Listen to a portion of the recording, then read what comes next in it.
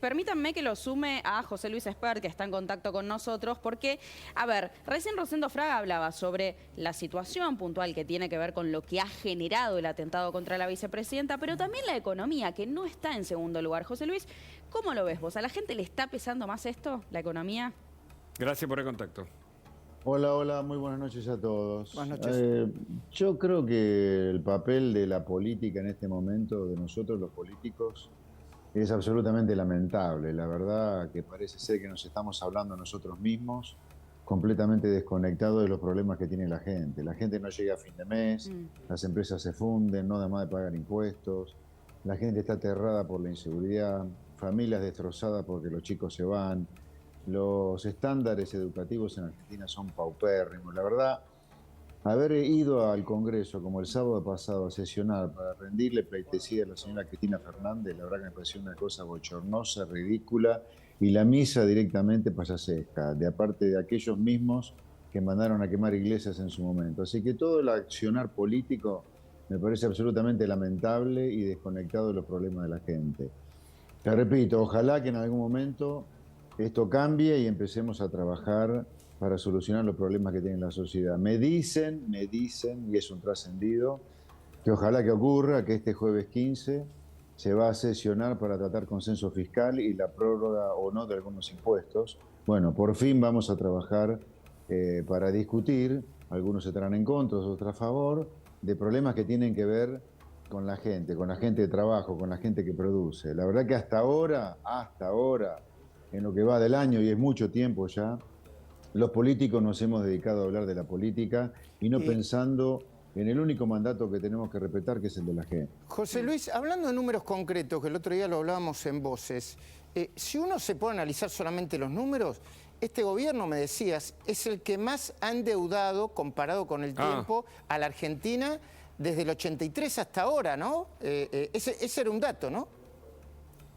A ver, los números de este gobierno son absolutamente calamitosos. Es el gobierno que, sin haber terminado su mandato todavía, falta todavía más de un año para que termine su mandato, ya es el gobierno que más endeudó al Estado argentino a lo largo de la historia democrática desde la recuperación de la democracia hace casi 40 años. Récord absoluto de endeudamiento, a pesar de que nos viven diciendo desde el gobierno lo malo que es endeudarse. Pues aquellos que nos dicen lo horrible que es endeudarse se ha transformado en el gobierno más endeudador de la historia democrática argentina. Y en segundo lugar, la otra tragedia de la cual hay que empezar a hablar es que la tasa de inflación del 100%, la cual vamos en 2022 y 2023 también, es la tasa de inflación más alta después de la hiperinflación. O sea, si después de la hiperinflación, en el año 89-90, estamos hablando de más de 30 años, uno empieza a recorrer año por año de estos más de 30 años que han recorrido después de la hiperinflación, nunca vamos a encontrar una inflación más alta que la de Alberto Fernández. Así que los récords de Alberto Fernández, el gobierno más endeudador de la historia democrática y el gobierno con más inflación después de la hiperinflación, son absolutamente demoledores. Y en ese sentido, José Luis, ¿vos ves posibilidad de un crecimiento real? Y digo real, no de un rebote después de una pandemia, un crecimiento real. ¿Es posible, es viable nuestra economía en este sentido? No, lo que vamos a tener este año es una continuación del crecimiento de recuperación del año pasado, fruto de los extraordinarios precios de los commodities agrícolas y fruto también de una cosa de muy corto plazo, aunque suene loco, que la gente, como se está sacando de encima los pesos, como si le quemara como brasa caliente, está consumiendo. tiene dos fenómenos en paralelo que aparentemente son contradictorios. Una alta inflación y al mismo tiempo algún crecimiento económico que se va a acabar como consecuencia de que los salarios reales nunca han seguido en la historia económica alineados con una tasa de inflación de 3 dígitos. A la larga los salarios reales van a caer y eso va a hacer que la economía se pare. Y la política de Massa, la buena noticia que trae de Estados Unidos, con los créditos del BID, el Banco Mundial y la reunión mañana en el fondo, ¿qué significan? A ver, la única reunión importante que puede traer alguna noticia realmente relevante, importante, es la reunión con el fondo, si es que la noticia es que las metas del tercer trimestre de la de septiembre se va a dar por aprobadas y veremos con las de diciembre que están muy complicadas. Ahora, más deuda pública para solucionar problemas económicos, yo no puedo creer que Argentina siga pensando que endeudarse es algo bueno para solucionar un problema económico. Increíble. Rosendo, entre los problemas que tiene la economía y la política, ¿cómo ves a Massa? O sea, ¿cuál es el papel que le das a Massa? ¿El papel del vamos viendo? ¿Un poco del ordenador de este desastre, aunque desastre siga?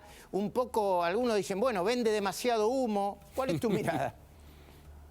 A ver, yo te diría, desde el punto de la política, es el que tiene que impedir que la situación económica se desborde.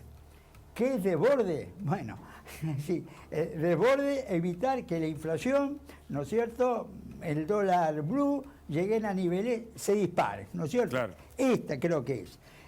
Evitar eso, llegar hasta los próximos 16 meses, ¿no es cierto?, sí, con una conmoción económica como tuvo Argentina, 89, 2001. Rodrigazo, hiperinflación o devaluación, eso decís vos. Evitar una conmoción económica de ese tipo que llegaría imposible competir electoralmente, ¿no es cierto? Entonces yo creo que esa es la función, más que ser candidato, es decir, evitar que la economía haga imposible un triunfo del oficialismo. Claro, y Esper, ¿vos ves mientras tanto, un llegar al 2023 detrás del plan de Massa? Perdón, no entendí la pregunta. Si ves un Hugo. plan llegar al 2023 como objetivo final del plan económico de Massa. A ver, el único objetivo de Massa, el único motivo por el cual está Massa ahí en la poltrona de Economía o de Hacienda es para que el plan durar llegue realmente hasta por lo menos diciembre de 2023 y de haber una explosión económica que le explote al nuevo gobierno. Ahora, lo que no sé es si la mecha que Massa está intentando alargar todo lo posible hasta diciembre de 2023 llega o parte no le explota a ellos. Esa es la gran duda. Hoy me parece, mirando los números, va a ser difícil que parte del costo de la bomba que Argentina viene amasando, de inflación a 3 dígitos, deuda pública creciendo de manera aceleradísima, pobreza que va a crecer de manera muy significativa de la mano de estos índices de 3 dígitos de inflación, en un año electoral vayan a dejar del gobierno impune. Me parece que parte de la pena. Pero en este sentido, digo, ¿cuál es el verdadero rol de Massa? Digo, ¿es mucho más distinto que lo que planteaban en su momento Guzmán y Batakis?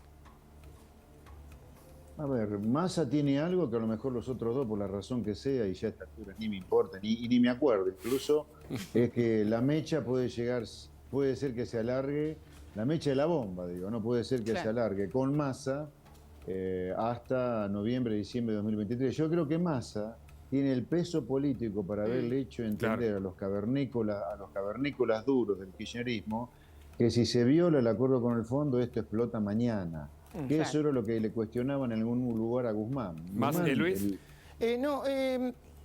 Yo le quería preguntar a Rosendo, después quiero dejarle algo si tenemos tiempo para José Luis Esper, lo político y el tema de la ley de alquileres, que mucha gente pregunta por la ley de alquileres, ¿cuándo se va a volver a discutir? Lo tratamos, ¿viste? Pero es como una incertidumbre. Sí, bueno, eso le importa a la gente. Pero yo le quería preguntar a Rosendo, ¿no crees que los argentinos ya se están avivando de los mismos trucos de siempre del oficialismo? La alerta con vigilia incluida, yo le digo la santificación, ¿no? El operativo Cristina Santa. ¿No crees que ya están curados de espantos con eso? Mira, yo creo, lo comentamos antes, eso sirve para reactivar, revitalizar la militancia, sí. Eso está claro, pero la pregunta mía iba más profunda. Iba a decir, ¿no crees que ya no sirve más, que están utilizando los mismos trucos porque no tienen otro y no sirve? ¿Que están un poquitito gastados? Ni siquiera para los propios, decís, claro. No, los propios. Sí, pero. Tomá Brasil. Una cuchillada de Bolsonaro jugó un papel, es decir, ese es el punto. Yo creo que el oficialismo tiene una masa de maniobra limitada hoy, ¿no es cierto? No perder su propia militancia. Ahora, lo otro lo va a jugar la economía, y ese es el problema. Claro. Ahora, Rosendo, ¿cómo lo ves? Digo, hablábamos recién de Cristina, del rol de Massa. ¿Cómo lo ves a Alberto Fernández en este contexto puntual con todo lo que ha sucedido en las últimas semanas? Y lo que le queda. Mirá, yo lo veo, es muy claro, el presidente está desplazado. Está desplazado de la decisión y está tratado también de la gestión, decisión y gestión. Con la centralidad la tiene Cristina, y me parece que si Massa cree que puede llegar a competir con Cristina, comete un error muy importante. ¿Ah, sí? ¿Por qué? Porque la centralidad de Cristina es un dato de la realidad. Y la militancia kirchnerista está con Cristina, no está con Massa. Claro. Expert, ley de alquileres.